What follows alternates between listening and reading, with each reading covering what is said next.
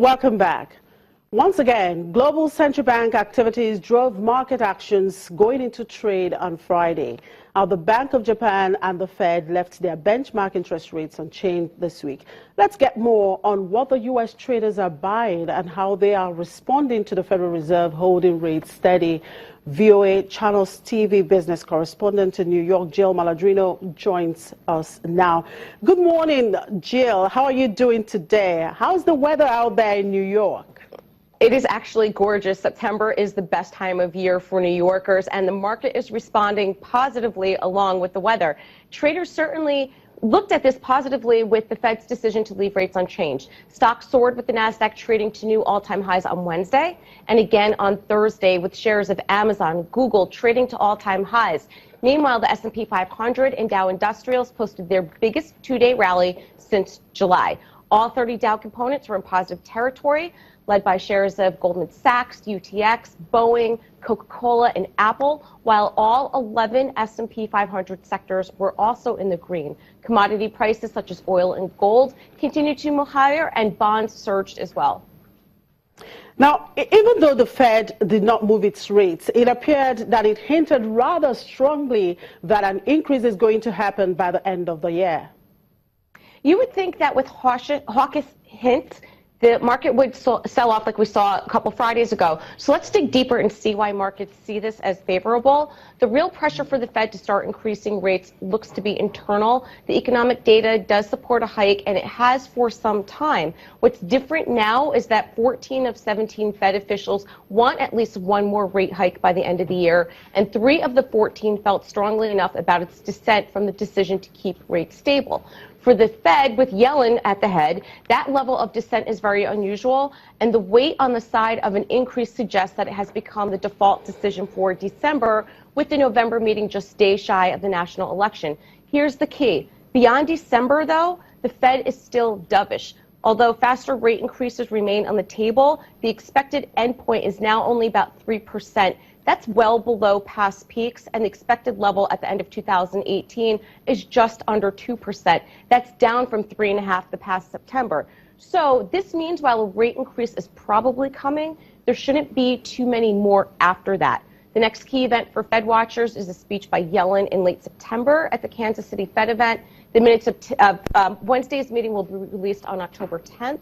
And the next FOMC meeting is on November 1st with the rate decision on the 2nd, although we don't expect anything out of that. And there will not be a press conference or a new set of dot plots or economic forecasts released at that meeting either. Now, outside of global central bank activities, do you expect the U.S. equity markets to remain strong?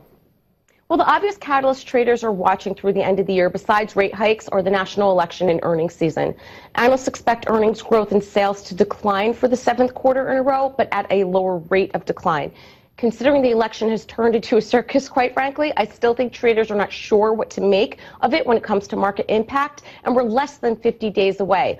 All of that said, if things remain the same, the market will continue to trade range-bound or move higher. Just look at the telecom and utility sectors. They have led the way this year because investors have been chasing yield bonds, and treasuries are getting crushed because we have easy monetary policy.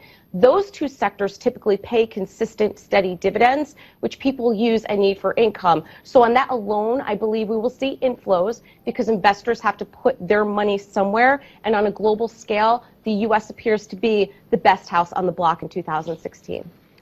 Now, this is the last trading day for the week. Give us an outlook for next week, particularly as OPEC prepares to meet.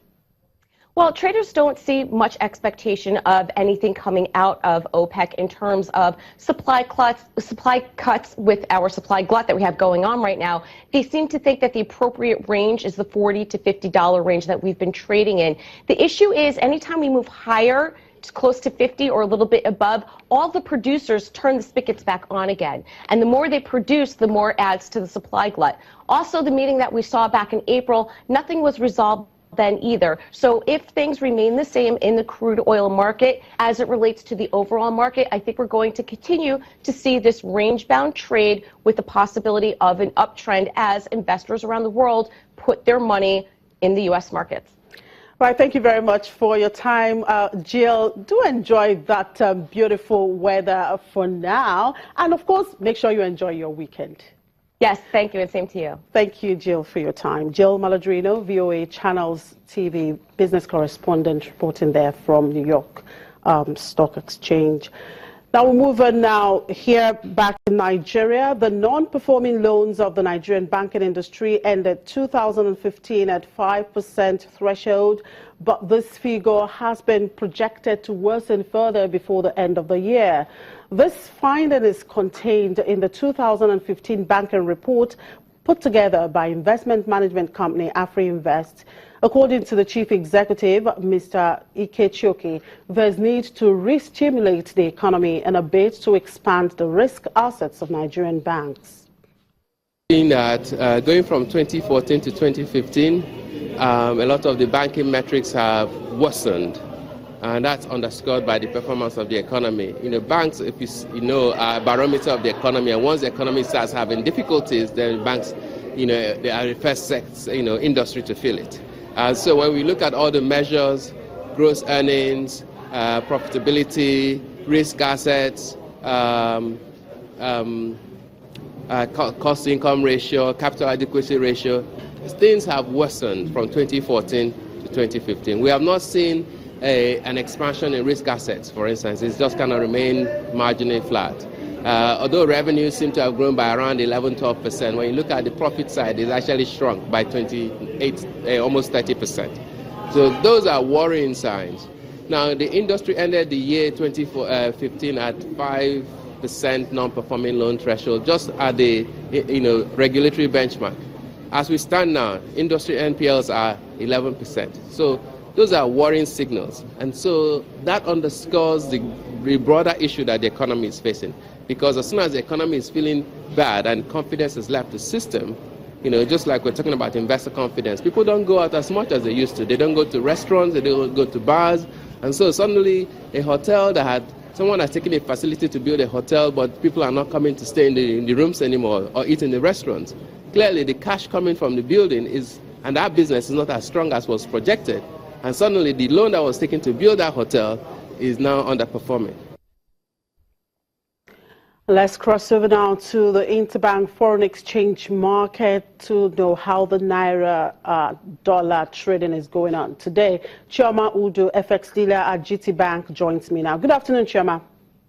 Hi, good afternoon. I saw the Naira depreciating so much at the parallel market yesterday. What is it trading at now at the interbank market? The interbank still remains at 305.5. CBN's last trade to us today. But like you said, at the parallel market, we saw some depreciation. Naira is trading at currently at about 430. This is as a result of illiquidity in that part of the market. Okay, we've seen the activities of the week, the Central Bank Monetary Policy Committee decision to keep the rate steady. Now, looking into next week, what do you expect to see in the foreign exchange market? We still expect that the market won't be as liquid as it will be. We expect that the CBN will continue to intervene directly into the market to try and meet our obligations as much as they can. All right, thank you very much for your time, Chioma.